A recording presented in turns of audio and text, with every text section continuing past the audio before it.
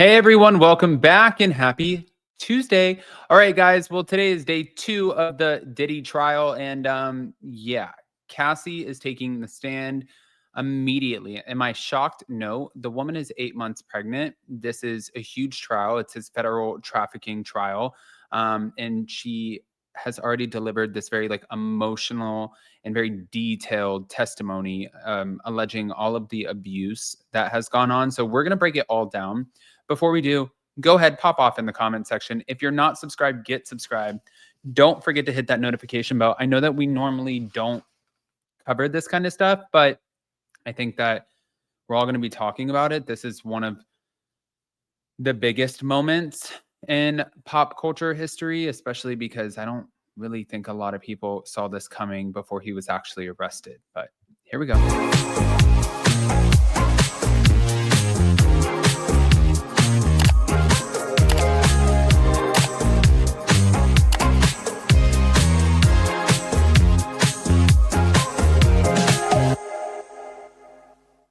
One of the things that I found really disturbing about all of this was when we saw the video footage of him in the towel, running out of the hotel room when she was trying to run to the elevator and he was dragging her, kicking her, yanking her, all of this. Which, by the way, this is like a sketch of her taking the stand. It was crazy to me seeing it, but there was this guy, Flores, who he was an LAPD officer, and he was talking about how she was so scared. She was in the corner. She had her hood on. I couldn't see her face. She was pretty much in the corner on the floor. There was a destroyed vase. And this is what he was telling the jurors. And he said, I started to leave, and Diddy called for me, and he had a sack of money, and he threw it at me and said, don't tell anyone. Yeah. Well, here we are giving a testimony.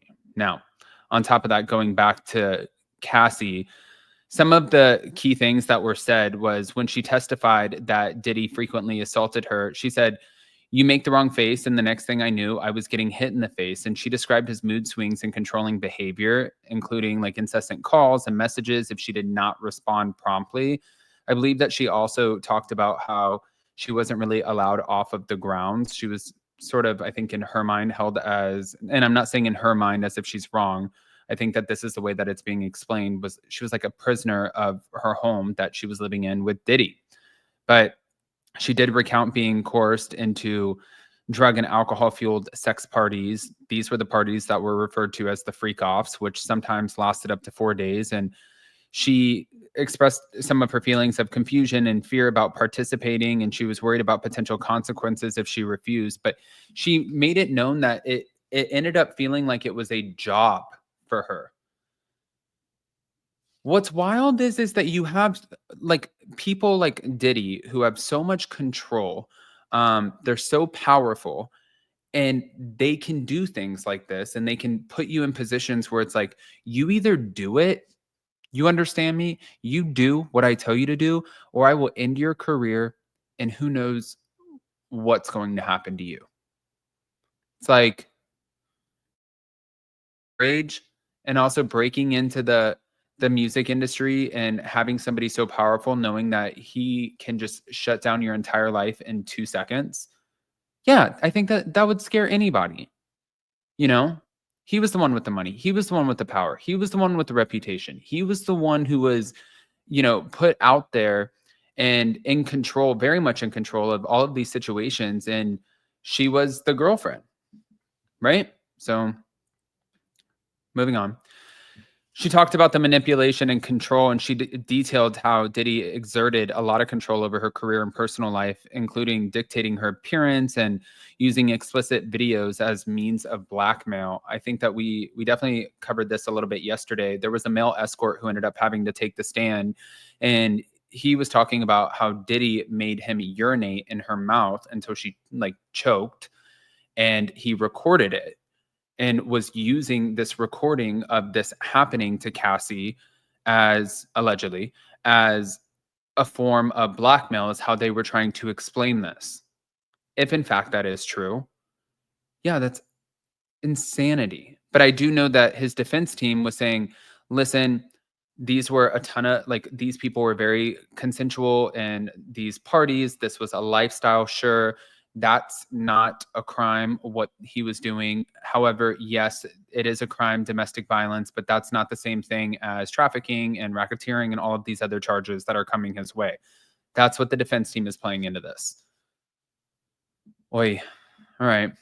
Well, again, the male escort testified that he was paid by Diddy to engage in sexual acts with Cassie while Diddy watched. Additionally, a former hotel security guard testified that Diddy attempted to bribe him after being caught on camera assaulting Cassie in a hotel hallway.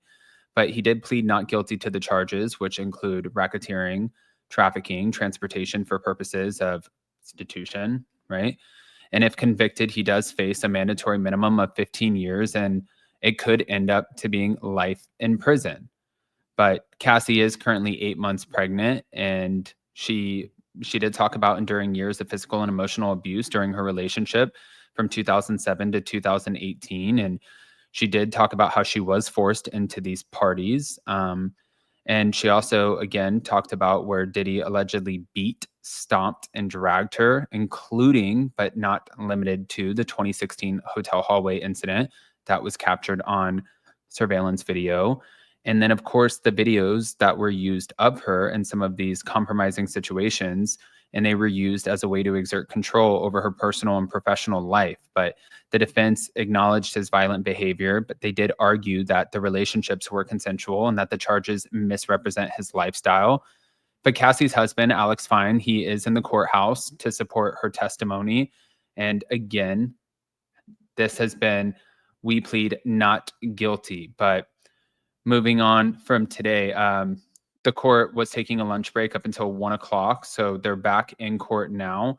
And I believe she is now coming back in, and I think she's going to finish her testimony. But Cassie testified that he did pay the rent for her apartments in New York City and later Los Angeles, and had his own set of keys that he used whenever he wanted, and that he would make a lot of unannounced visits. And she said that she was never sure what kind of mood that he would be in. And she said it was a stomach and knot sort of moment. And I didn't know what was going to come of the visit.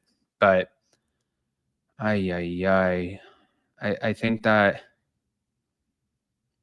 she also acknowledged to the jury that she is going to spend a big chunk of her life recovering from these drug use, dehydration, and sleep deprivation parties that ranged from 36 hours to up to 4 days. And she said the freak ops became a job where there was no space to do anything else but to recover and just try to feel like I was somewhat normal again. It does make me wonder too how the defense is looking at this, because even having Emily D. Baker on multiple times, I love Emily. Number one badass legal commentator on YouTube.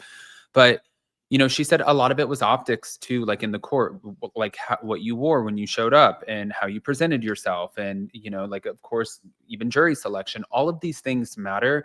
But when you have a woman who's sitting in front of a jury who's 8 months pregnant, and I'm sure she's very emotional, because this is very emotional.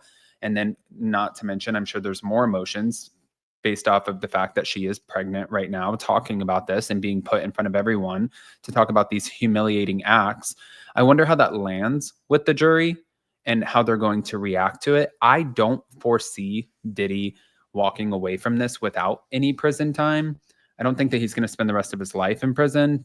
But also, we're only on day 2 of the trial. So I want to hear what you guys think, guys. Pop off in the comment section. If you're not subscribed, get subscribed. Don't forget to hit that notification bell, and we'll see you later. Love you.